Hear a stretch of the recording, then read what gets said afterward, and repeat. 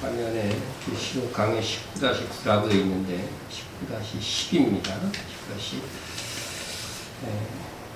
지상 재림하시는 예수님께서 성도들을 박해하고 또 이스라엘을 대적하여 일어난, 그래서 예수님의 재림을 막고자 하는 세상 나라에 대한 보복을 하나님의 맹렬한 진노의 포도주틀 심판이라고 합니다. 또 그가 피 뿌린 옷을 입었는데, 이 피 뿌린 옷은 원수들의 피입니다. 또 친히 곧 전능하신 이의 맹렬한 진노의 포도주틀을 밟겠고, 다시 오시는 주님은 포도주를 이 중동 지방에서 만들 때에 포도주 틀에서 포도를 밟습니다. 바로 원수들이 뭐라는 거예요? 포도라고 하는, 포도 알갱이라는 거죠. 예수님이 그것을 질근질근 밟는다, 짓밟는다 하는 그런 의미를 갖고 있습니다. 그러면 거기서 피가 나오죠. 피가 나옵니다. 대적들이 이렇게 당할 것이다 하는 것은 이미 구약 성경에도 다 예언이 여러 차례 되어져 있습니다. 이사야서 63장에 보면 그런 또한 예언이 있고, 또 이사야서 63장에서는 이렇게 포도주 틀을 밟으며 오실 예수님께서 보스라에서 오실 것을 예언하고 있습니다. 보스라에서. 에돔에서 오는 이 누구며 붉은 옷을 입고 보스라에서 오시는 이 누구냐? 그의 화려한 의복 곧 큰 능력으로 걷는 이 누구냐? 그는 나이니 공의를 말하는 이요 구원하는 능력을 가집니다. 이분은 누가 무엇이라고 해도 역시 예수님이십니다. 예수님이십니다. 그분은 붉은 옷, 피 뿌린 옷을 입고 오시게 될 것입니다. 이것이 구약 성경에도 예언되어져 있습니다. 그런데 왜 지상재림하신 예수님께서 에돔 땅 보스라에서 오시는가? 그것은 지난 강의에 어느 정도 말씀을 드렸고, 오늘 그 말씀을 완결하려고 합니다. 예수님 당시의 보스라의 지역을 보면은 화면에 있는 대로 이 보스라 지역에서 예수님이 오신다고 예언되어져 있다고 하는 것이죠. 오늘날 지도로 보면은요, 그 지역이 지금 페트라라고 하는 지역입니다. 페트라. 이 지역에서 예수님께서 바로 이 예루살렘으로 오실 것이다. 그리고 이 페트라 지역은 천연의 요새요, 광야의 산이기도 합니다. 그래서 그 지역들을 다시 한번 보시면 그 지역으로 들어가는 그 길은 좁은 길로 수 킬로를 들어가서 있는 지역이다. 이렇게 말씀드린 바 있습니다. 우선 이 하나님의 진노의 포도주틀 심판과 보수라가 연결되어져 있는데, 우선 이 진노의 포도주틀 심판은요, 요한계시록에서 2번이 있다는 것을 알 수 있습니다. 그것은 예수님께서 공중 강림하실 때와 또 지상 재림할 때에 2번이 있습니다. 자, 그런데 이 먼저 예수님이 공중 강림하실 때에 보시면은, 그때 있을 포도주틀 심판을 생각하면서 보시면은, 예수님이 공중 강림하실 때를 보면은, 첫째가 우리 예수님의 비유에서 나지만 밀추수의 끝 지점이에요. 완성, 끝내는 지점, 밀추수를 끝내는 지점, 그죠? 씨 뿌리는 비유 여러분 아시죠? 그때가 세상 끝이라고 예수님이 말씀하셨는데, 그때 곡식 거두는 것이 밀추수의 끝 지점이라는 거죠. 그런데 우리가 또 희한하게 보면 계시록에 보면은 포도주틀 심판이 있잖아요. 그러면 이때는 뭐라는 거예요? 포도를 거두는 시기라고 하는 거죠. 그죠? 네. 포도 추수의 시작점이에요. 시작점. 네. 그래서 예수님의 공중강림은 이것과 관련이 있어요. 그래서 이게 밀추수가 끝나고 포도 추수가 시작되는 지점이 어느 절기냐면은, 어느 절기죠? 나팔절이에요. 나팔절. 그래서 이 밀추수는 오순절에 시작해가지고서 나팔절 지경에 끝이 나. 그때부터 또 열매, 여름 실과들이 이제 다 열려서 포도 수확이 시작되는 지점이다 하는 것입니다. 그래서 밀추수는 결국은 뭘 의미하는 거예요? 이 알곡은 이게 휴거를 얘기하는 거예요. 휴거, 그죠? 계시록을 보면 휴거의 시기입니다. 이 포도추수는 뭐예요? 심판입니다. 세상 나라에 대한 심판을 의미하는 그러한 비유로 성경이 기록되어져 있다는 것을 여러분들이 이건 기본상식으로 이렇게 기억하시고 성경을 읽으면 이해하기가 훨씬 더 쉽다고 하는 것입니다. 이렇게 예수님께서 공중 강림하실 때 하나님의 진노의 포도주 틀 심판이 있는데 지상 재림할 때 또다시 있다. 또다시 있다. 요한계시록은 이것을 구분하기 위해서 조금 다른 표현을 사용하고 있습니다. 예수님께서 공중 강림하실 때는 계시록 14장 19절에 보면 하나님의 진노의 큰 포도주 틀 심판이다. 이렇게 기록하고 있어요. 이렇게 기록하고 있고 또 지상 재림세, 오늘 본문에 있는 지상 재림시에는 보면 하나님의 맹렬한이 들어가 있어요. 맹렬한 진노의 포도주 틀 심판입니다. 그러니까 둘 중에 누가 더 어느 심판이 더 극렬하겠어요? 지상 재림할 때, 그죠? 이 심판이 훨씬 더 맹렬한 거죠. 맹렬하게 이루어집니다. 자, 그리고 나서 이 심판을 수행하는 자는 계시록 14장을 보면 천사예요. 천사가 낯을 휘둘러서 거두게 됩니다. 물론 성도는 예수님께서 휘두르는 걸로 나와 있지만은 그것도 역시 천사가 하는 것이죠. 자, 그러나 지상 재림할 때 심판의 수행자는 누구예요? 예수님께서 친히 수행하시기 때문에 예수님의 옷이 원수의 피로 핏뿌린 옷이 되는 거예요. 예수님이 직접 전쟁에 참여해서 홀로 싸우시는 놀라운 우리의 대장 예수님을 그때 보게 되는 것입니다. 자, 먼저 우리가 이 공중 강림하실 때에 하나님의 진노의 포도주 틀 심판 우리가 배웠지만 다시 한번 반복해서 생각해보고 또 하나님의 맹렬한 진노의 포도주 틀 심판을 보겠습니다. 요한계시록 14장에 하나님의 진노의 큰 포도주 틀 심판에 대해서 나와 있는데 만일 누구든지 짐승과 그의 우상에게 경배하고 이마나 손에 표를 받으면 그도 하나님의 진노의 포도주를 마시리니 했습니다. 마시리니. 이 말씀은 천사가 하나님의 진노의 포도주 틀을 마시는 자들이 어떤 자들인가 하는 것들을 지금 선포하고 있는 거죠.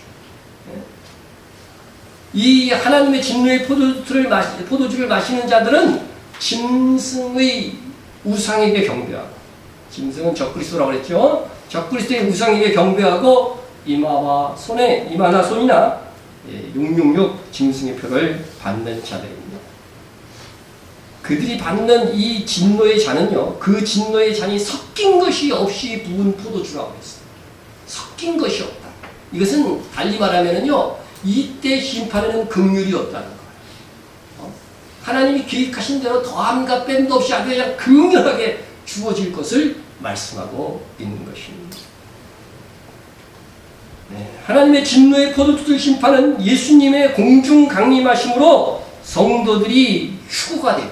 계시록에 보면 휴거가 나옵니다. 휴거가 나온 다음에 그 다음에 천사들에 의해서 실행이 되는데 천사가 낯을 땅에 휘둘러 땅에 포도를 거두어 하나님의 진노의 큰 포도주 틀에 던짐에 성 밖에서 그 틀이 밟히니 틀에서 피가 나서 말굴레에 까지 닿았고 1600스타디온에 퍼졌더라. 이렇게 되어져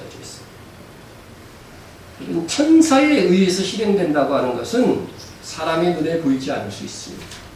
하지만 천사들에 의해서 이스라엘을 공격하려고 하는 주변의 세력들이 무력화되고 처참한 패배를 당할 것입니다. 이때는 이미 적그리스도의 등장으로 세계가 거의 그의 통치 아래 들어가 있을 그런 시기입니다. 그러니까 표를 받게 하는 것, 짐승의 표를 받게 하는 시기죠. 예수님의 초림 때에 이스라엘이 로마의 통치 속에 있었죠. 그래서 초림 때나 재림 때나 여러분 환경이 거의 비슷해진다고 하는 것처럼 이스라엘이 역시 그 당시에는 이제 이 진노의 포도주 심판 공중강림이 있을 때에는 적그리스도가 통치하는 그런 시기가 될 것이라고 하는 것입니다. 그러한 상황 속에서 이스라엘 주변에서 이스라엘 공격하는 세력들, 아마도 주로 이슬람 세력이 되겠죠. 주변 국가들이 다 이슬람이니까 그들이 참패를 당할 것이다. 왜 이 심판에서 이스라엘 주변 세력이 큰 패배가 있을 것이냐 하면 예수님의 공중강림이 있을 하나님의 큰 포도주틀 심판은 분명히 그 범위가 정해져 있습니다. 1600 스타디온. 그죠? 스타디온. 그래서 1600 스타디온이라고 하는 이 거리, 범위는 여러분 1스타디온은 몇 메타냐면요 185 185m. 그러니까 1600 스타디온은 한 약 300km가 됩니다. 300km가 되죠. 자, 그래서 이 300km의 범주 안에 있는 지역들을 우리가 살펴볼 필요가 있는 거죠, 앞으로. 그런데 이 요엘서에 보면은요, 이 심판이 여호사밧 골짜기, 이 기드론 골짜기 옛 이름인데, 여호사밧 골짜기에서 시작될 것이라고 예언하고 있습니다. 보십시다. 요엘서를 봅니다. 민족들이 일어나서 여호사밧 골짜기로 올라올지어다. 내가 거기에 앉아서 사면 민족들을 다 심판하리로다. 너희는 낯을 쓰라. 곡식이 익었도다. 여기서 곡식은 포도예요. 포도. 와서 밟을지어다. 포도주 틀이 가득히 차고 포도주 독이 넘치니 그들의 악이 크미로다.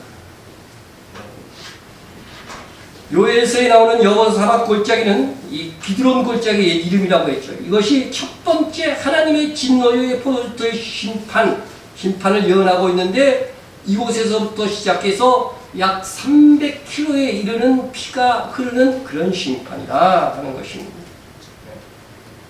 그래서 이제 예루살렘 그 성 바뀌니까 예루살렘 기준으로 해서 한번 300km를 제가 현재 지도에서 보고서 100km씩 100km, 100km 이렇게 해갖고 300km를 한번 거봤습니다. 그래서 그 범주를 이렇게 탁 쳐보니까 여러분 이 300km에 거주하는 나라가 완벽하게 들어오는 한 나라가 있는데 현재 국가 중에는 요르단입니다. 물론 위쪽으로 보면 레바논, 시리아 이런 나라도 들어옵니다. 시리아에 대해서 다마스커스에 대해서 완전히 파괴되는 도시가 될 것이라고 했는데 아마도 이때 될 가능성이 있습니다. 사우디아라도 약간 포함됐는데 거의 포함된다고 볼 수는 없어요. 그래서 하여튼 가장 완벽하게 딱 그 범주에 들어오는 나라가 현재의 요르단입니다. 자, 그런데 이 하나님의 진노의 포도주 심판의 모형이 되는 이 여호사밧 골짜기의 전쟁은 역대하 20장에 기록되어져 있습니다. 이 전쟁이 훗날 예수님의 공중강림 있을 시기에 하나님의 진노의 포도주 심판의 모형이 됩니다. 그래서 이 전쟁을 잘 읽어보면 앞으로 일어날 전쟁이 어떤 전쟁이 될 것이다 하는 것을 우리가 알 수 있게 되는 거죠. 그래서 이 전쟁을 역대하 20장을 보면은 모압과 암몬 자손이 이스라엘 여호사밧 왕과 이곳에서 전쟁을 벌립니다. 근데 모압과 암몬 자손 그리고 에서의 자손들 이렇게 보시면은 일부 이렇게 보시면은 현재 요르단 민족입니다. 현재하고 동일합니다. 그때 여호사밧 왕이 전쟁의 이 위기 속에서 분리하자 금식 기도를 하고 그러자 하나님은 야히엘 선지자로 하여금 이스라엘 사람들에게 이렇게 말씀해 주셨습니다. 이 전쟁에는 너희가 싸울 것이 없나니 대열을 이루고 서서 너희와 함께한 여호와가 구원하시는 것을 보라. 이 전쟁은 누구의 전쟁이에요? 하나님의 전쟁. 하나님께서 직접 하시는 전쟁이라는 거죠. 성경에 보면 이스라엘이 싸우라고 하는 것도 있지만요. 하나님께서 이거 홍해 바다를 건널 때 한 말하고 똑같죠. 너희는 서서 하나님께서 일으키시는 구원을 보라는 거죠. 여리고서 싸움 뭐 이런 것들은요. 하나님께서 싸우고 너희는 승전품만 거두면 된다는 거예요. 네? 바로 이 전쟁이 바로 여호사밧 골짜기 있었던 전쟁인데 이것이 하나님의 진노의 포도주 심판의 모형의 전쟁이다 하는 것입니다. 이스라엘 사람들은 이 말씀을 듣고서 성가대를 조직해서 군대 앞에서 찬양을 하게 했습니다. 이 상식으로 보면 다 이게 지금 자살행위잖아요. 그죠? 군대가 나가야지 찬양대가 나갑니까? 어떻게 찬양대. 네? 근데 그들이 찬양할 때 정말 이스라엘은 싸울 필요가 없었습니다. 적군들끼리 막 내분이 일어나서 싸우는 것입니다. 그 전쟁을 이렇게 기록하고 있습니다. 곧 암몬과 모압 자손이 일어나 세일산 주민들을 쳐서 진멸하고 세일 주민들을 멸한 후에는 그들이 서로 쳐 죽였더라. 유다 사람이 들망대에 이르러 그 무리를 본즉 땅에 엎드러진 시체일 뿐이요 한 사람도 피한 자가 없는지라. 여러분, 이스라엘 사람들은 싸움도 하지 않고 많은 전리품을 차지하게 되었습니다. 하나님께서 말씀만 하시면요 적군들끼리 어떻게 돼요? 지들끼리 내분이 일어나서 싸우게 되는 거죠. 네? 전멸을 합니다. 그리고 요엘 선지자는 이 전쟁을 예로 들면서 예수님께서 공중 강림하실 때 있을 하나님의 진노의 포도주들 심판을 보여주는 모형이라고 예언한 것입니다. 이 심판의 범위는 1600스타디라는 범위가 정해진 것입니다. 그러므로 공중 강림하신 직후에 이루어지는 하나님의 진노의 포도주들 심판은 이스라엘로 진격해오는 이스라엘의 주변 이슬람 국가에 대한 심판으로 보여집니다. 그 범위를 보면 다시 말씀드리지만 오늘날의 요르단이 핵심 지역이고 지금 이 요르단에 있는 이 요르단 모압과 암몬 자손의 이 후손인 요르단이 지금 이스라엘 예루살렘 성전이 있는 성전산을 공식적으로 관리하고 있습니다. 이스라엘이 관리하고 있지 않아요. 그 국가와 전쟁이 붙는 거예요.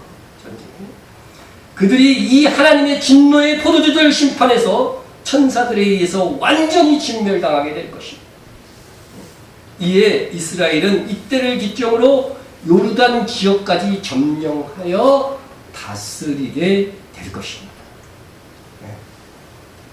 그런데 이렇게 되자 적그리스도가 세계의 제국을 지금 장악하고 있는데 이스라엘이 이제 요르단까지 장악을 하니 분개할 수밖에 없는 거죠. 가만두겠습니까? 그래서 세계의 열방의 국가들을 모아서 이스라엘 예루살렘을 없애고자 군대를 일으킨 것입니다. 악한 천사들의 영들이 바로 여기에 힘을 보탭니다. 모든 군대들을 끌어모으기 위하여 세 영이 히브리어로 아메겟돈이라 하는 곳으로 왕들을 모으더라. 온 천하의 왕들을 아마겟돈으로 모아서 예루살렘을 없애고자 하는 이를 도모하는데 이 세 영이 누굴까? 누구죠? 이 세 영이 또 내가 보매 개구리 같은 새 더러운 영이 용의 입과 짐승의 입과 거짓 선지자의 입에서 나오니 그들은 귀신의 영이라 이적을 행하여 온 천하 왕들에게 가서 하나님 곧 전능한 이의 큰 날에 있을 전쟁을 위하여 그들을 모으더라 했습니다. 용은 알죠? 네. 용은 이게 마귀죠. 사탄 마귀 용이고 그 다음에 짐승은 뭐죠? 네. 이때의 세계를 통치하고 있는 왕이죠. 그죠? 적그리스도 왕. 그 다음에 거짓 선지자가 있을 것이라고 해서 이 거짓 선지자도 미혹하는 영인데 귀신의 영입니다. 거짓 선지자는 이 세 영이 총동원되어져서 바로 주님 오시기 전에 있을 마지막 전쟁 아마겟돈을 전쟁을 일으키는 것입니다. 악한 영에 충동되기 때문에 온 천하는 속아서 주님의 재림을 보면서도 끝까지 싸우고자 하는 것입니다. 드시러 보면 이해가 안 되는 것이 그거죠. 주님이 재림하셨는데 어떻게 주님을 대항해서까지 끝까지 저들이 전쟁을 하려고 할까? 이들이 뭐예요? 이적을 일으켜가지고 어떻게 해야 된다는 거예요? 미혹을 하기 때문이죠. 그러니까 예수님이 오시는 것이 거짓 세력이라고 생각하고 진짜 왕은 우리 적그리스도다 이렇게 생각을 하고서요 예수님을 끝까지 대적하고 예루살렘을 없애보자. 악한 영은 예루살렘만 없애면 어떻게 돼요? 예수님의 천년 왕국의 통치를 막을 수 있기 때문에 악한 영이 이렇게 충동을 하는 거죠. 근데 세계인들이 그때 다 거기에 부합해갖고 요동되는 거예요. 그래서 지금부터 반유대주의가 온 세계에 퍼지도록 이렇게 악한 영들은 역사하고 있는 것입니다. 그래서 적그리스도는 처음에는 승리합니다. 예루살렘은 그래서 처참하게 이 마지막 전쟁에서 짓밟히게 될 것입니다. 스가랴 선지자는 이때 예루살렘의 처참한 상황을 이렇게 예언해 놓았습니다. 스가랴가 예언된 이후에 이스라엘이 이렇게 처참하게 망한 적은 없습니다. 여호와의 날이 이르리라. 그날에 내 재물이 약탈되어 내 가운데서 나누리라. 내가 이방 나라를 모아 예루살렘과 싸우리게 하리니 성읍이 함락되며 가옥이 약탈되며 부녀가 욕을 당하며 성읍 백성이 절반이나 잡혀가려니와 남은 백성은 성읍에서 끊어지지 아니하리라. 이렇게 참혹하게 예루살렘 성은 짓밟게 될 것입니다. 그런데 적그리스도는 우선 이스라엘과 예루살렘을 집중하여 공격하다 보니까 지금의 요르단 지역은 제외가 되는 겁니다. 혹 그것이 아니라면 그것은 예수님의 말씀을 따라 이스라엘 자손들이 피신에 있는 지역, 그 광야와 산이 있는 지역이기 때문에 그 지역은 하나님께서 특별한 보호하심으로 적그리스도가 공격하지 못하게 막는 지역이 될 수 있다고 하는 것입니다. 그에 관련된 말씀을 보면 그 여자가 큰 독수리의 두 날개를 받아 광야 자기 곳으로 날아가 거기서 그 뱀의 낯을 피하여 한 때와 두 때와 반 때를 양육받으며.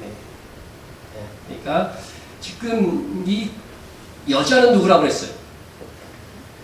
여자는 교회, 특별히 이스라엘과 하나 된 교회, 그죠? 한 세 사람 교회, 에베소서 2장에 나와 있는 그런 교회다 얘기했죠. 그래서 그것을 이스라엘로 보아도요 해석하는 데는 큰 무리는 없습니다. 그러나 이것은 이스라엘에서만 일어나는 일이 아니기 때문에 전 세계적으로 이스라엘이 모범되게 일어나는 일을 다만 성경이 기록된 것이지 전 세계적으로 일어나는 일이기 때문에 이 여자는 교회로 봐야 됩니다. 교회. 그래서 이 여자가 큰 독수리 두 날개를 받아 광야 자기 곳으로 날아가 이렇게 얘기하고 있습니다. 광야에서 어떻게 돼요? 특별히 하나님의 보호하심이 있을 거라고 하는 것이죠. 광야에. 자, 그러면은 독수리 두 날개를 받는다. 그래서 미국이 독수리 두 날개 표시니까 미국의 보호를 받는다. 뭐 그렇게 해석하시는 분이 있는데 뭐 그렇게 될지도 몰라요. 그러나 독수리 날개로 너희를 얻는다고 하는 이 표현은요 구약 성경에 이미 나와 있어요. 어떤 때에 사용했는가 하는 것을 보면은 그 의미를 알 수 있다는 것이죠. 봅시다. 하나님께서 내가 애굽 사람에게 어떻게 행하였음과 내가 어떻게 독수리 날개로 너희를 업어 내게로 인도하였음을 너희가 보았느니라. 그러니까 이스라엘 백성을 시내 산에 두었을 때 이 말씀을 하신 거니까 애굽 사람을 재앙으로 막 물리쳐주고, 그죠? 홍해바다에 파묻으시면서 기적과 이적으로 홍해바다를 가르시고 이스라엘 백성을 시내 산까지 데리고 온 것을 독수리 날개로 너희를 업었다고 표현한 거예요. 그러니까 바로 마지막 시대에 이 예수님의 말씀을 따라서 피신한 성도들을 하나님께서 어떻게 하신다고요? 보호하신다는 거예요. 이적적인 방법으로 보호하신다. 계시록에 그 한 실예가 나와 있는데 여자의 뒤에서 뱀이 그 입으로 물을 강같이 토하여 여자를 물에 떠내려가게 하려 하되 땅이 여자를 도와 그 입을 벌려 용의 입에서 토한 강물을 삼키니. 그러니까 이스라엘 백성이 지금의 페트라 지역으로 이제 막 도망합니다. 성전에서 우상이 세워졌을 때 도망하라고 했으니까 예수님의 이 말을 기억하는 사람은 그 지역으로 도망가 있을 겁니다. 그러면 그 물을 이용해서 그쪽으로 진입하지 못하게 하나님의 정말 구름기둥의 이 보호하심이 있으니까 물을 막 통해서 이렇게 하는데 그 휩쓸려 가게 하는데 그것이 성공하지 못한 것이다. 왜냐하면 그렇게 할 때 땅이 갈라져서 물을 다 흡수해 버릴 것이다. 이렇게 예언되어져 있는 것입니다. 자, 이러한 이 모든 예언들이 있는데 이와 같이 하나님의 이 역사가 주님의 재림 직전에 있는데 그때의 남은 성도들은 하나님의 특별한 보호하심 속에 3년 반, 한때와 두때의 반때를 하나님의 양육 보호하심을 특별하게 받는 시대가 있다는 겁니다. 그래서 구약 성경에 있었던 이 모든 사건들은요, 마지막 시대에 다 모형이 되고 실제로 그것이 일어날 것을 예고하고 있는 것이고, 이것은 결코 상징이나 그런 것이 아닙니다. 실제로 그러한 일들이 있을 것을 예고하는 것입니다. 자, 그런데 이 적그리스도가 예루살렘을 향해서 이렇게 막 공격해와고 예루살렘을 막 짓바쁠 때에 이 바로 요르단 지역이 제외가 될 것이라고 하는 이 말씀은 이에 대해서는 다니엘서에서도 기록해 놓고 있습니다. 자, 보십시다. 그는 적그리스도입니다. 그가 또 영화로운 땅에 들어갈 것이요. 여러분, 영화로운 땅이 어디예요? 성경에서 영화로운 땅을 어느 땅이라고 그래요? 이스라엘. 그죠? 하나님이 약속하신 땅. 그 중에서도 특별히 예루살렘이죠. 예루살렘으로 들어갈 것이요. 많은 나라를 폐왕하게 할 것이나 했습니다. 여기서 많은 나라라고 하는 말은 제가 언어를 찾아보니까 나라라는 말은 없어요. 나라라는 말은 없고, 그러니까 많이 크게 폐망시킬 것이다, 그런 뜻이에요. 그러니까 예루살렘이 완전히 그냥 초토화될 것이다. 거의 초토화될 것이라는 그런 표현으로 받아들이면 됩니다. 그런데 그 다음 표현이 특별합니다. 오직 에돔과 모압과 암몬 자손의 지도자들은 그의 손에서 벗어나리라. 그렇죠? 이 지역은 벗어난다는 거예요. 적그리스도의 공격에서 벗어난다고 하는 것입니다. 네? 여러분, 예루살렘의 패망과 에돔과 모압과 암몬 지도자들과 무슨 상관이 있습니까? 지금 기준으로 보면, 그죠? 네? 그런데 관련이 있는 것이죠. 네? 이 고대 세 나라는 하나님의 진노의 포도주들 심판이 모형이 되는 이 여호사밧 전쟁에서 이스라엘과 싸운 나라라고 하는 것입니다. 그러니까 이 실제 예루살렘 예수님의 공중강림 시에 이제 이 하나님의 진노의 포도주들 심판이 있을 때에 그 지역이 이스라엘의 통치 아래로 들어가는 거예요. 그리고 이스라엘 사람들이 예수 그리스도를 영접한, 그죠? 우리가 지금 유대인에게 복음을 전하는 것은 뭐냐면요, 이때 바로 어디로 피하라? 바로 이 산으로 피하라고 하는 이 말씀을 따라서 이 페트라 지역으로 도망가게 하기 위함인 것입니다. 그 지역으로 도망간 성도들이 예수님의 지상 재림을 맞이하는 세대가 됩니다. 그 지역에서는 특별한 하나님의 보호하심이 있을 것이라고 하는 것이 바로 성경 여기저기를 이렇게 조합해 보면요, 정확하게 한두 군데 나오는 말씀이 아니라 여러 군데를 접합해 보면은 그렇게 답이 탁 나오는 것입니다.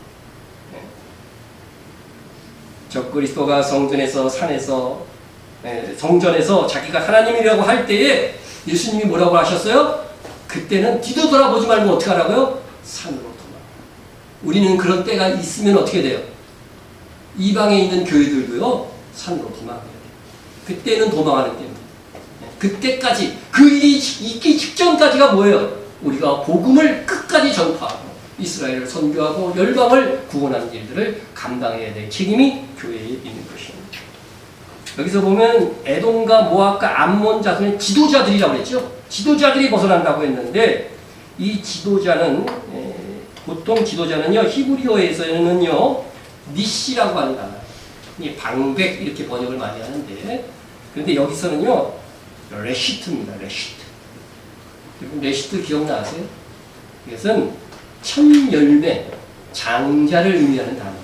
그러니까 이스라엘은 내 아들, 내 장자라, 이렇게 하나님이 그러셨죠. 그래서 그러므로 이 적그리스도의 공격에서 벗어나는 에돔과 모압과 암몬의 지도자들은 유대인이며, 특별히 에돔 땅 보수라, 현재의 요르단의 페트라 지역에 사는 진실로 예수 그리스도를 믿는 자들일 것이다 하는 것입니다. 이에 적그리스도의 아마겟돈 전쟁에서 이들은 하나님에 의해서 보호되어서 그의 공격에서 벗어나게 될 것이지만 예루살렘은 어떻게 된다고요? 초토화될 것입니다. 그런데 그렇게 예루살렘이 세상 나라의 공격으로 이제 초토화돼서 완전히 없어지기 직전입니다. 직전에 누가 오셔요? 바로 예수님께서 오시는 것. 이제 지상재림하시는 것이죠. 자, 그때 말씀하고 있습니다. 그때 여호와께서 나가사, 여기서 여호와는 누구예요? 예수님을 예언합니다. 여호와께서 나가사 그 이방 나라를 치되 이왕의 전쟁 날에 싸운 것 같이 하시라. 그날에 그의 발이 예루살렘 앞 동쪽 감람산에 서실 것이요. 네. 여러분, 예수님의 발이 어디에 서신다고요? 예루살렘 앞 곧 동쪽 감람산에 서실 것이요. 네. 지금도 이스라엘이 아직 성전을 가지고 그 땅을 차지하고 있지만은 동쪽 문은 어떻게 하고 있어요? 막아놓고 있죠. 못 들어올다고. 예수님이 막아놓는다고 못 들어오나? 자, 그래서 예수님은 이 풍전등화의 예루살렘의 형편 속에서 재림하셔가지고서 세상 나라에 대한 두 번째 포도주들 심판, 하나님의 맹렬한 진노의 심판이 시작되는 것입니다. 이 전쟁, 이 심판 전에 재림하신 예수님께서는 정말로 예수님의 말씀을 따라서 에돔 땅 보스라 지역에 숨어서 양육받던 유대인들에게 가시는 겁니다. 그리고 초림 때에 감람산을 넘어서 예루살렘으로 입성하셨던 그때처럼 또 재림 때에도 동일한 거예요. 초림 때와 재림 때는 항상 닮아 있는 거죠. 예수님도 재림 때에 역시 보스라에 있던 유대인들과 함께 감람산을 넘어서 예루살렘으로 입성하게 되는 것이죠. 초림 때에는 십자가를 지시기 위해서 입성하셨지만 재림 때는 만왕의 왕, 이제 천년왕국의 왕으로 재림 오시는 것이고 예루살렘에 입성하는 것입니다. 그래서 오늘 본문에서도 보면 그 옷과 그 다리에 이름 쓴 것이 있으니 만왕의 왕이요 만주의 주라 하였더라. 아마겟돈 전쟁으로 만왕의 왕으로 오시는 예수님에 의해서 세상 나라는 완전히 진멸될 것입니다. 다니엘서 2장에 기록된 대로 어떻게 돼요? 그 우상, 세상 나라를 표시하는 우상이요 완전히 간과되어서 없어질 것이라고 말씀하고 있는 것입니다. 이 전쟁으로 인한 세상 나라에 대한 최종 심판을 오늘 본문에서 하나님의 맹렬한 진노의 포도주들 심판이라고 칭하고 있습니다. 이 세상 나라와 재림하신 예수님과의 전쟁으로 인한 하나님의 맹렬한 진노의 포도주들 심판에 대하여 천사가 알려주는 기사가 조금 더 있습니다. 보시면은 또 내가 보니 한 천사가 태양 안에 서서 공중에 나는 모든 새를 향하여 큰 음성으로 외치르되 와서 하나님의 큰 잔치에 모여. 한 천사가 태양 안에 서서 외칩니다. 네? 이런 천사가 하늘 중간에서 외치고 이렇게 기적을 보면요 위치가 다 달라요. 이게 태양 안에 서서 외친다고 하는 것은 제가 보기에는 이때 아마 태양으로 인한 큰 재앙이 일어난다. 그것으로 심판할 것이다. 불심판이 될 것이다. 그렇게 예상이 되는 것입니다. 실제로 넷째 대적 재앙을 보면은요, 해가 너무나 뜨거워져 가지고서요, 많은 사람이 태양의 불에 의해 가지고서요, 타서 죽고, 많은 사람이 타서 죽는다고 이미 기록되어져 있습니다. 자, 그래서 태양 안에서 외치는데 누구한테 외쳐요? 통상 하나님의 말씀은 누구에게 주어집니까? 사람에게 주어집니다. 그죠? 사람에게 주어집니다. 그런데 여기서는 공중 나는 모든 새에게 말씀을 전하는 거예요. 말씀을 전합니다. 여러분, 모든 피조물들은 하나님이 명하시면 그대로 됩니다. 동물은 하나님께서 정하신 방식대로 생존합니다. 소도 풀을 먹고, 말도 풀을 먹어. 근데 어떤 건 소로 교육처라고 하는 건 말로 자라는 거와 마찬가지로 하나님이 정하신 방식대로 결정이 되는 게 모든 것이. 그런데 하나님께서 천사를 통해서 공중 나는 모든 새를 오라고 하십니다. 어디로 오라고 하면 하나님의 큰 잔치에 모이라고 합니다. 잔치라고 하니까 새들이 모여갖고 지지배배 노래하라고 하는 것이 아닙니다. 하나님의 맹렬한 진노의 포도주 심판이 행해지는 현장이 바로 하나님의 큰 잔치입니다. 이는 요한계시록 19장 7절에 어린 양의 혼인잔치와는 아주 대조적인 잔치입니다. 어린 양의 혼인잔치에는 축종을 받은 자들은 복된 자들이라고 되어 있어요. 복된 자.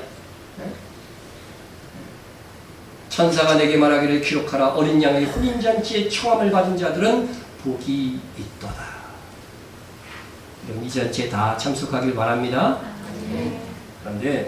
그런데 이 하나님의 큰 잔치, 새들을 초청한 하나님의 큰 잔치, 새들에게는 진짜로 큰 잔치가 되는 거예요. 네? 자, 새들은요, 뭐 때문에 잔치가 될까요? 먹잇감들이 엄청 많아지니까 배불리 먹을 것이고, 새들이 고기 먹어요, 안 먹어요? 사람 고기 먹습니까? 독수리가 먹죠. 독수리가 사체를 먹잖아요. 사람 사체를 먹습니다. 독수리만 먹어요. 그런데 무슨 참새가 사람 고기를 먹는 그런 일은 없습니다. 그런데 하나님께서 명하시면 어떻게 돼요? 먹을 수 있게 돼요. 새들이 먹어줘야 이 사체 청소가 될 거 아니에요. 그죠? 하나님 이 방법을 지금 사용하시는 거라니까요. 네? 그래서 보십시오. 왕들의 살과 장군들의 살과 장사들의 살과 말들과 그것을 탄 자들의 살과 자유인들이나 종들이나 작은 자나 큰 자나 모든 자의 살을 먹으라 하더라. 네, 참 살벌하죠. 긍휼이 전혀 없습니다. 네.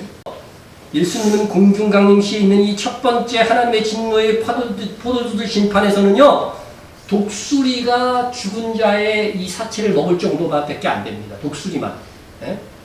보시면은, 이 마태복음의 표현을 보면은, 번개가 동편에 나서 서편에 번쩍인 같이 인자의 임함도 그러하리라. 이것은 공중강림하실 때의 그저 상징이잖아요. 지상으로 안 내려오시는 거란 말이에요. 죽음이 있는 곳에는 독수리들이 모일 것이니라. 그죠? 독수리가 사체를 먹는 거예요. 그런데 이 하나님의 맹렬한 진노의 포도주 심판, 이 지상 재림 때는요, 독수리만 부르는 것이 아니고 세상에 있는 모든 새들을 부르는 거예요. 그러니까 모든 새들이 변화시켜가지고 어떻게 돼요? 사람의 사체를 먹을 수 있도록 변화된다는 겁니다. 그래서 이 첫 번째 하나님의 진노의 포도주 심판은 독수리만 먹을 정도의 이스라엘 주변의 국가에 대한 심판이고, 반면 지상 재림할 때에는 두 번째 하나님의 맹렬한 이 진노의 포도주 심판은 모든 새들이 사람의 사체를 먹는, 이스라엘 주변은 물론 전 세계의 심판이 많은 거예요. 그래서 첫 번째 하나님의 진노의 포도주 심판 이스라엘 주변, 두 번째 하나님의 맹렬한 진노의 포도주 심판 이스라엘뿐만 아니라 전 세계에 임하는 거예요. 그것에 대해서 예레미야가 예언해 놓은 것, 전 세계까지 이 심판이 임한다 하는 것들을 한번 말씀을 쭉 읽어보도록 하겠습니다. 그러므로 너는 그들에게 이 모든 말로 예언하여 이르기를, 여호와께서 높은 데서 표효하시고 그의 거룩한 처소에 소리를 내시며 그의 초장을 향하여 크게 부르시고 세상 모든 주민에 대하여 포도 밟는 자같이 흥겹게 노래하시라. 여러분, 포도 열매에 따가지고서 포도를 밟을 때 어떻게 돼요? 흥겹죠. 추수 때니까 흥겨울 거 아니에요. 네? 우리 예수님이 지상 재림하셔갖고 흥겹게 원수들을 막 바르는 거예요. 이걸 표현하는 거예요. 네? 보십시다. 이어지는 말씀을 한번 보세요. 요란한 소리가 땅끝같이 이르면 여호와께서 문민족과 다투시고, 세계적인 것이라는 거죠. 모든 육체를 심판하시고 악인의 칼을 내어주셨습니다. 여호와의 말씀입니다. 만군의 여호와께서 이와 같이 말씀하시니라. 보라, 재앙이 나서 나라에서 나라에 미칠 것입니다. 큰 바람이 땅끝에서 일어날 것이다. 그날에 여호와에게 죽임을 당한 자가 땅 이 끝에서 땅 저 끝까지 미칠 것이나, 그들을 위하여 애국하는 자도 없고 시신을 거두어주는 자도 없고 매장하여 주는 자도 없으리니 그들이 지면에서 분토가 되리로다. 전 세계에 임하는 거예요. 네? 그럼 이 시체들이 다 썩으면 세상이 어떻게 되겠습니까? 그러니까 새들이 다 먹게 하는 거예요. 새들이 먹게 하는 거예요. 그래서 그 나머지는 말탄 자의 입으로부터 나오는 검의 죽음, 이 전쟁에 참여한 자들, 모든 새가 그들의 살로 배불리더라. 이렇게 계시록 19장 마지막 절에서 표현하고 있는 것입니다. 하나님의 큰 잔치에 새들이 초청되어 그리스도를 대적한 원수들의 사체를 먹으며 즐거이 먹으며 배를 부릴 것이다. 그것이 잔치라. 네. 여러분 구약 성경을 보면 가장 큰 저주는요, 그 사람이 죽은 후에 시체조차 매장되지 못하고 개들에게 먹히거나 새들에게 먹히거나 하는 것이 가장 큰 저주예요. 보십시오. 유다의 가장 큰 악한 왕이라는 이스라엘의 가장 악한 왕이라는 아합 왕이세요. 아합에게 속한 자로서 성읍에서 죽은 자는 개들이 먹고 들에서 죽은 자는 공중의 새가 먹으리라 하셨느니라. 그러니까 가장 큰 저주는요, 개한테 시체가 먹히는 것, 또 새들에게 먹히는 거죠. 그러니까 이 아마겟돈 전쟁에 참여한 자들은 개들에게 먹힌다는 표현은 없어. 그것은 보니까 성읍에서 죽는 것이 아니라 어디서 다 죽는 거예요? 들에서 죽기. 들에서 하나님께서 한 번 강렬한 태양빛이든지 어떤 태양에서 방사선이 나온다든지 이래서 그냥 전멸시키는 거죠. 그러면은 이렇게 다 그들의 고기를 먹는데, 이 전쟁을 일으킨 주동인 이 세 영, 사탄, 적그리스도 거짓 선자는 이때 어떤 최후를 맞이하게 될까? 봅시다. 우선 사탄은 계시록 20장에 나오니까 요 말씀에서는 안 나옵니다. 계시록 19장 20절에 보면 짐승이 잡히고 적그리스도가 잡히고 그 앞에 표적을 행하던 거짓 선지자도 함께 잡혔으니 이는 짐승의 표를 받고 그의 우상에게 경배한 자들을 표적으로 미혹하던 자라. 이들이 산채로 유황불 붙는 곳에 던져지고. 짐승이 잡혔습니다. 적그리스도가 잡혔습니다. 계시록 13장에 하면 이 짐승은 바다에서 올라오는 짐승입니다. 거짓 선지자는 여기 설명이 되어져 있죠. 짐승의 표를 받고 그의 우상에 경배한 자는 표적으로 미혹하는 자. 이것은 땅에서 올라오는 짐승. 짐승이라는 표현은 그 사람보다는 그 영을 중심으로 기록할 때 짐승이라고. 네? 자, 이 영이에게 휩싸였던 이 사람들은 불못에 던져지게 될 것이다. 여러분, 이 불못에 던져진다는 것은 천사들에 의해서 던져지는 거예요. 정말 실제로 이렇게 던져지는 겁니다. 여러분, 천년 왕국이 이제 예수님이 지상재림하고 천년 왕국이 펼쳐지고 불신자는 천년 후에 부활하게 돼요. 근데 그 부활을 성경이 예수님이 뭐라고 그래요? 사망의 부활이에요. 사망의 심판을 받기 위한 부활이에요. 부활해가지고서 이제 몸을 입는 거죠. 그들도 부활해서 몸을 입고 하나님으로부터 백보자 심판, 흰보자 심판을 받고 최종 심판입니다. 그들은 어디에 떨어져야 다? 이제 나옵니다. 계시록 후반부에 끝부분에 나오는데 불못에 던져지게. 이것이 마지막 최후의 지옥, 불못에 던져지게 되는데, 천년 전에 이 적그리스도와 그리고 이 거짓 선지자는 어때요? 먼저 이 불못에, 유황 불못에 던져지게 될 것이다. 그렇게 지금 성경이 말씀하고 있는 것입니다. 여러분, 이 불못의 고통은요, 영원히 하감되지 않는 그러한 고통입니다. 불못에 떨어져서 죽으면 참 그나마 괜찮지 않아. 죽으면 좋은데 죽지 않고 영원히 고통을 느끼며 살아야 하는 형벌이 그들에게 임하는 것입니다. 그렇게 하여 신구약 성경이 예언해왔던 멸망의 자식, 그죠? 적그리스도는 멸망의 자식, 짐승 이렇게 표현되고 있는데, 멸망의 자식들과 세상 나라가 완전히 멸망하고 그리스도의 왕국이 서게 되는 것입니다. 의와 평화로 다스리는 세계가 열릴 것입니다. 그러나 우리는 그날이 오기까지 사탄과 귀신의 영과 그들이 장악하고 있는 세상의 통치자들과 거짓 선지자들이 있는 세상에서 하나님의 나라의 백성으로 살아가야 하는 것입니다. 그리스도의 신부로 살아가야 되는 겁니다. 오늘 말씀을 보건대 세상에서 일어난 이 모든 이 코로나 전국이나 이런 것들은 그냥 일어나는 게 아닙니다. 그 배후에서는요, 악한 영이든 선한 영이든요, 이 치열한 다툼과 역사함이 있는 겁니다. 귀신의 영들은 온 천하를 미혹하려고 해서 더욱 극성을 부를 것이고 그 권능이 커져갈 것입니다. 여러분, 그것이 느껴지십니까? 코로나 팬데믹 상황에서 악한 영들은 자기 할 일들을 하고 있습니다. 사람의 영혼까지 장악할 수 있는 의학과 기술과 제도들을 하나하나 준비해 가고 있습니다. 특별히 문화 쪽에서는 이제 귀신을 섬기는 프리메이슨 일루미나티 상징들이 넘쳐나고 있습니다. 여러분 우리 성도들은 잘 안 봐서 모를 겁니다.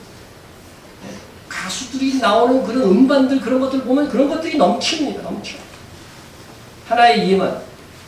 이게 MBC에서 하는 건가? 이게 놀면 뭐하니라고 하는 프로에 대한 기사를 제가 읽어보니까 이번 여름에 유재석과 이효리가 90년대 감성의 혼성그룹 가수에 도전합니다.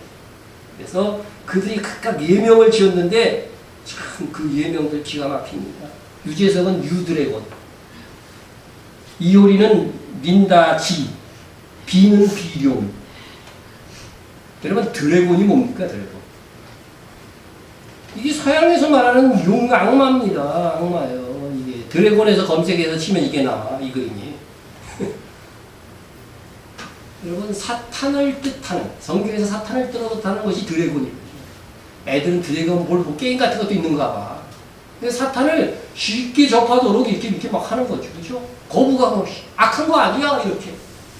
네? 드래곤, 유악마네. 용은 뭐예요? 드래곤을 뭐 동양말로 하면 용이지 뭐. 그죠? 용입니다. 이것도 성경에서 용이라고 하고 있잖아. 마탄. 그죠? 계시록에서 사탄이 용이에요. 용.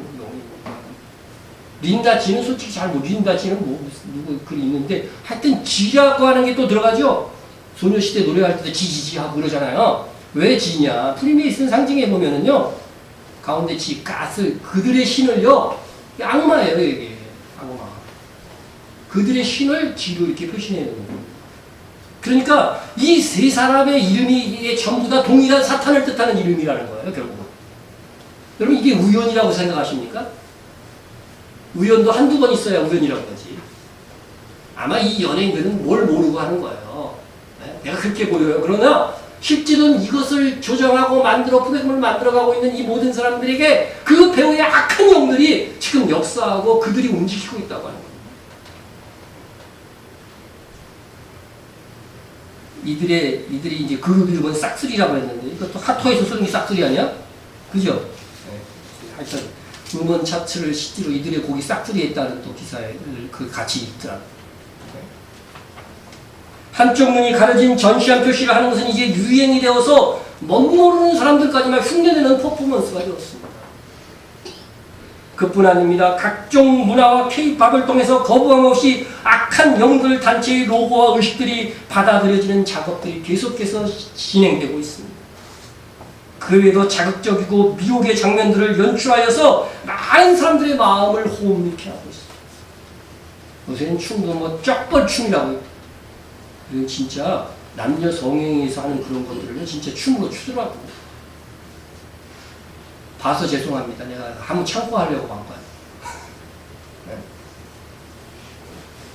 이런 일에 대해서 비판하고 비토하는 말들을 하려고 하면은요, 야, 꽉 막힌 옛날 사람이 하면서 막 비토를 하는 거야. 괜히 바보돼. 네. 여러분, 경제적으로도 점점 부가 이제 상위 1%에게 집중되어져서 세계 경제 시스템을 통해서 온 세계 사람들을 장악한 매매그인 666표를 맞도록 준비되어져 가고 있습니다. 작년에 세계 부의 피라미드가 이렇게 기사가 있는 것이 봐서 한번 보니까 여러분들은 몇 프로, 세계 경제적으로 몇 프로에 속하나 한번 보세요. 상위 1%에 속하는 이라면 0.9%에 속하니까 1%죠. 1%. 12억 이상의 자산이 있으면 상위 1%에 속합니다. 별로 안 많죠? 우리나라가 잘 살아서 그런 거예요. 세계적으로 보면요, 12억 이상. 서울의 아파트가 뭐 25억, 30억짜리가 즐비하다고 그러는데, 그거 한 채만 가지면 뭐예요? 상위 1% 이상인 거죠. 상위 1%, 12억만 가지고. 물론 빚 다 빼고, 네? 순자산 12억 이상 있는 분이 있어요? 없을 줄로 확신합니다. 네. 그 다음에 이제 상위 10%, 9.8%니까 10%, 상위 10%에 해당하는 것은 1억 2천에서 12억까지 있습니다. 요건 있을 수도 있어요, 여러분들. 그죠? 집안에. 그래서 1인당 얘기하는 거예요, 1인당. 1억 2천. 우리나라가 이만큼 잘 산다는 거예요. 1억 이상, 1억 2천 이상만 있으면 나는 상위 10%구나 하고 다니십시오. 네. 그 다음에 상위 45%까지 해당할 수 있는 사람들. 네. 그런 사람들은 32.6%인데 그 전체 기준으로 하면 상위 45%까지 속할 수 있는 사람이 1,200만 원에서 1억 2천까지 있습니다. 그러면 임대아파트 보증금 얼마예요? 이거 좀 되잖아, 그지? 그러니까 여러분들은 세계 인구를 딱 계산해보면 절반 이상 사람이에요. 좌절하지 마세요. 네. 괜찮게 사는 거예요. 그러니까 세계 기준으로 하면 그렇게 못 사는 사람들이 많다는 거죠. 네? 이거 보면은 감사할 수 있어요. 그런데 세계의 56.6%가요, 1,200만 원 이하. 자산이. 네? 그러니까, 이제, 이 0.01%의 부자가요, 근데 이 부를 또, 전 세계적으로 40% 갖고 있더라, 그러더라고요. 그 다음, 이제, 이게 점점 지금 돈을 풀면 풀수록 어떻게 돼? 결국 돈이 다 어디로 가? 이 상위 1%에 가는 구조가 되어져 있어요. 그러니까, 이제 나중에는 이 최상위에 있는 이 그룹들이 경제적으로 세계를 장악할 수 있는 그런 환경들이 지금 조성되어져 가고 있다고 하는 것입니다. 그 외에도 얼마나 다방면의 미혹과 중독과 정신을 호무게 하는 장치와 환경들이 조성되어 있는지 정말 근신하고 기도하지 않으면 자기도 모르게 세속화될 수 있습니다. 온통 다 그런 건 아니에요. 대부분 남자들은 스포츠에 빠지고, 그죠? 네. 스포츠에 빠지고, 어느 팀이 이겼다고 내가 나한테 무슨 유익이 있습니까? 네? 스포츠에 빠지고, 또 남자들이 주저로 잘 빠지는 게 뭐예요, 이제? 뭐죠? 게임하면은 친구 옆에서 보면 미친 사람 같아. 혼자서 그냥 난리를 핍니다. 그냥 좋아서 험을 주고 어쩔 줄은 모릅니다. 네? 여자들은 주로 뭡니까? 온통 뭡니까? 뜯어고치려고들. 네? 우리 위에 성형하신 분 있으세요? 성형하려고 난립니다. 그 몸매를 갖고 어떻게든지 돈 많은 남자 꼬시려고들 난리들 핍니다. 난리들 핍니다. 네? 여러분 정신을 차리고 우리가 각성을 해야 됩니다. 네? 정말로 또 여자들이 관심 있는 게 명품이죠. 그죠? 네, 명품입니다. 그거 관심 갖지 마세요. 그거 가짐으로 자부심을 느끼는 사람은요, 내적 자부심이 없어서 그런 거죠. 네? 온통 그래서 그런 거에 관심을 갖고 살려고 하면은 우리가 세상의 마음을 뺏기는 거예요. 세상의 마음을 뺏기는 겁니다. 네? 여러분, 영끌대출이라고 들어봤어요, 요새? 뉴스에 많이 나오는데, 영끌대출. 영혼까지 끌어모아서 대출을 받아갖고 뭐 산다는 거예요? 아파트 산다. 난립니다. 네? 9시 뉴스에서 이제 인터뷰한 사람 나오는 거 보니까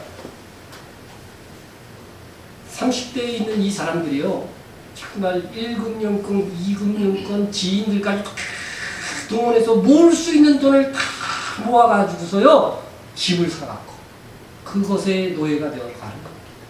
네? 여러분, 제가 보기에는 나중에 감당 못할 이 영끌족 아파트가 매매와 경매로 속출할 거다 생각됩니다. 9시 뉴스에서 인터뷰한 사람 보니까요, 3천만 원 조금 넘게 갖고 있더라고. 3,200 얼마 갖고 있는 것 같은데, 그 돈을 가지고 3억 넘는 아파트를 분양받았더라고. 네? 아파트 값이 오른다 그러니까 이게 마지막 기회다 하고 그냥 불타오르는 겁니다. 네? 그러면요, 요즘 대출은요, 원금하고 같이 갚아나가는 거예요. 그러면 한 달에 600에서 800 정도 이렇게 계속 내야 되는데, 참, 직업이 늘 안정된다는 보장도 없는 상황에서, 네? 이렇게 사고, 그렇게 해서 샀어. 사고 나서, 불안해서 샀는데, 사고 나니까 이제 떨어질까 두렵대, 이제. 네? 사도 안 사도 불안한 거죠. 돈의 노예가 되어서 조급하게서 어떻게 해서든지 부동산으로 부들 들리려는 몸부림이 있습니다. 내가 돈이 어느 정도 있어서 살려면 사세요. 그것까지 막는 건 아닙니다.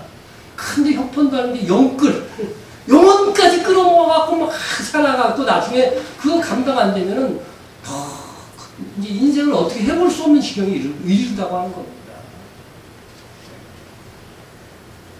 어떤 경제신문에 정부 부동산 정책을 비판하면서 예를 든 것이 이거예요. 은퇴해갖고 강남에 집 한 채 갖고 있는데 보유세를 너무 올렸다는 거예요. 세금을 너무 올려가지고서요. 뭘 가지고 생활하느냐? 이렇게 비판 기사가 났더라고요. 그래서 그 예를 든 아파트 시세를 제가 찾아봤어요. 25억이더라고. 네? 아니 은퇴했으면 그 집 팔고 10억짜리로 옮기고 15억 갖고 밀로나나 여유있게 살면 되지. 그런 사람을 비호해주는 이 경제신문들이 정신이 있는 건가 없는 건가. 그 아파트 날 주면은요 정말 주님 오실 때까지 빛난 멸류관을 난 쟁취할 수 있을 것 같아요. 네? 여러분도 그렇죠? 네?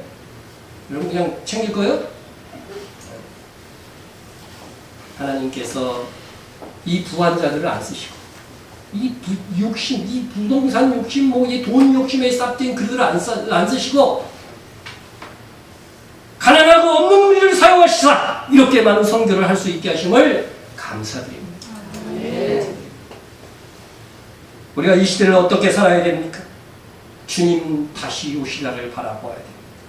주님 다시 오셔서 세상 나라와 그에 속한 것들을 다 멸하실 것입니다. 그날에 사라지고 가치없는 것들에 마음과 시간과 열정을 쏟지 마시다. 이 세상이나 세상에 있는 것을 사랑하지 말라. 이는 세상에 있는 모든 것이 육신의 정욕과 안목의 정욕과 이생의 자랑이니 이 세상도 그 정욕도 지나가되 지나가는 거예요. 없어지는 겁니다. 오직 하나님의 뜻을 행하는 자는 영원히 거하느니라. 지나가는 것들 사라질 것에 집착하지 마시다. 영원한 것, 영원히 사라지지 않는 것을 추구하세요. 육신의 정욕을 채우고 안목의 정욕, 세상 눈으로 봐서 좋아 보이는 것들만 추구하고 이생의 자랑, 이 세상에서 자랑거리가 되는 것들에 마음을 쏟고 있으면 정신 차려야 합니다.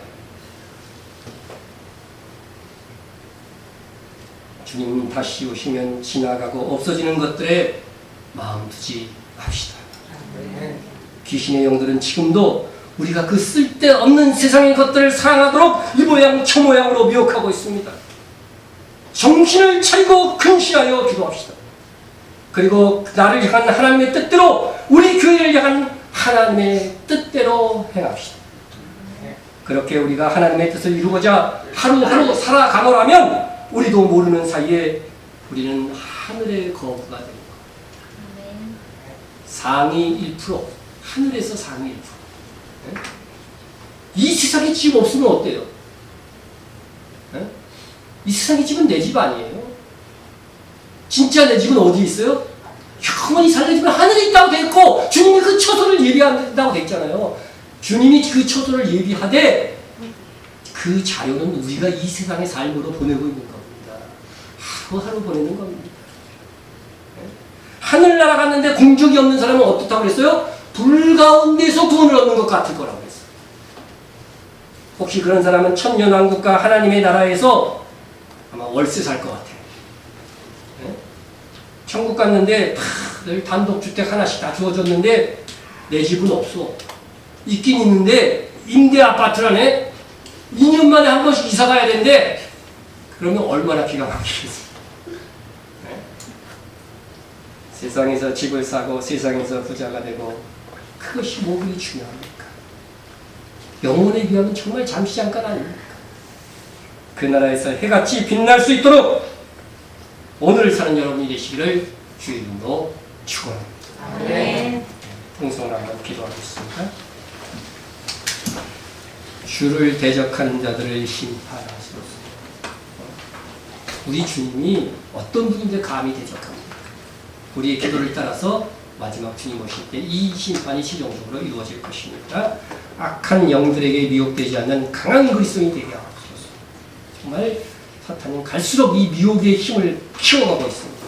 미혹되지 않는 강한 것이 되게 해주시고 오직 주의 일에 관심을 갖고 힘을 기울이게 하소서 기도해 주시고요. 이스라엘의 회복과 열방의 선교사역들을 주보에 있는 대로 기도해 주시고요. 북한 및 밖에 속에 있는 성도들을 위해서 기도해 주시고요. 이 나라를 위해서 기도하시기 바랍니다. 나라의 모든 정국들, 정치, 경제, 문화, 안보, 문화까지 위해서 기도해 주시고요.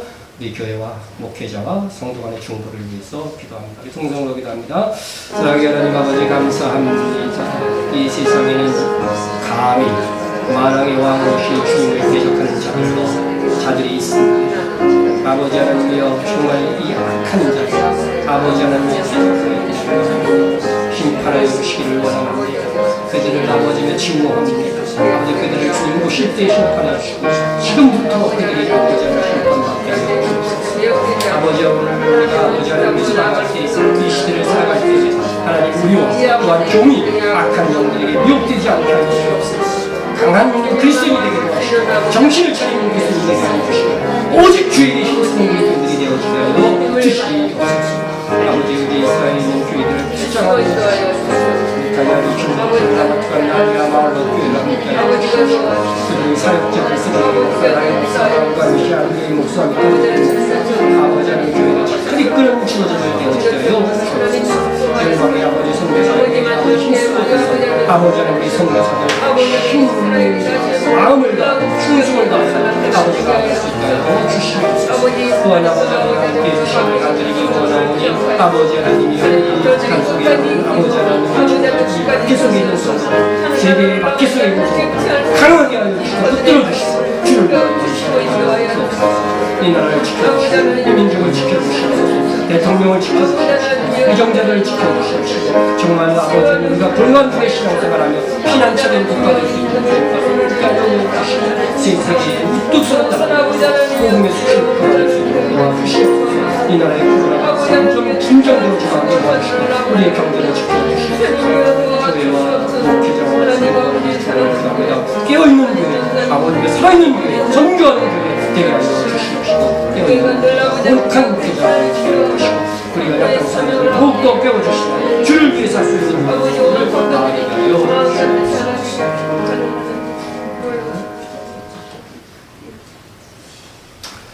우리를 사랑하시고 의의 길로 인도하실 하나님 아버지 다시 오셔서 우리의 행위를 따라 갚아주실 예수님 우리가 지나고 나면 아무것도 아닌 것들을 얻고자 우리의 수고를 낭비하지 않게 하시고 육신의 정욕과 안목의 정욕과 이생의 자랑에 이끌려 우리의 혼이 혼미하지 않기를 원합니다.